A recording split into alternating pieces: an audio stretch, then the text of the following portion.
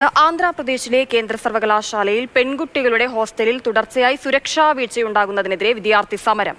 മലയാളി വിദ്യാർത്ഥികൾ ഉൾപ്പെടെ പ്രതിഷേധത്തിൽ പങ്കെടുക്കുന്നുണ്ട്. ഇന്നലെ രാത്രി മുതൽ വിദ്യാർത്ഥികൾ സമരത്തിൽ തുടരുകയാണ്. അവിടെ നിന്ന് ദൃശ്യങ്ങളാണ് കാണുന്നത്.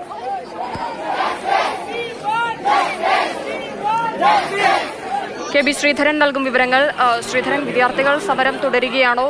ഇപ്പോൾ എന്ത് തരത്തിലുള്ള വീഴ്ചയാണ് അവിടെ അധികൃതരുടെ ഭാഗത്തു നിന്നുണ്ടായിരിക്കുന്നത്? വിദ്യാർത്ഥികൾ ആരോപിക്കുന്ന കാര്യങ്ങൾ എന്താണ്?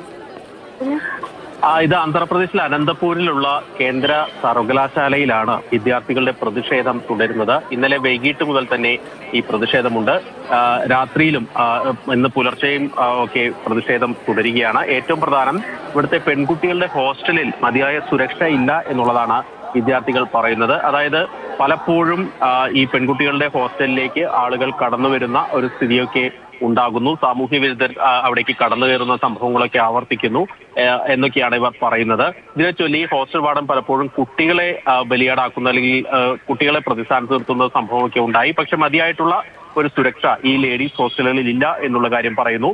CCTVകൾ ഇവിടേക്ക് സ്ഥാപിക്കണം എന്നൊക്കെയാണ് ആവശ്യം. ഹോസ്റ്റൽ വാർഡനെയും മാറ്റണമെന്നും വിദ്യാർത്ഥികൾ ആവശ്യപ്പെടുന്നുണ്ട്. നിരവധി കുട്ടികൾ ഇത്തരത്തിൽ പരാതികളുമായി സമരവുമായി പ്രതിഷേധവുമായൊക്കെ രംഗത്ത് വന്നിട്ടുണ്ട്. ഇതിൽ മലയാളി കുട്ടികളൊക്കെ ഒരുപാടുണ്ട്. ഏതായാലും സമരം ഇപ്പോഴും തുടരുന്നു. ഇതിനിടയിൽ പോലീസിനെ ഉപയോഗിച്ച് ബലം പ്രയോഗിച്ച് കുട്ടികളെ മാറ്റാനൊക്കെ ശ്രമിച്ചെങ്കിലും കുട്ടികൾ അതിനെ മറികടന്ന് ഇപ്പോഴും പ്രതിഷേധം തുടരുന്നുവെന്നാണ് ലഭിക്കുന്ന വിവരം.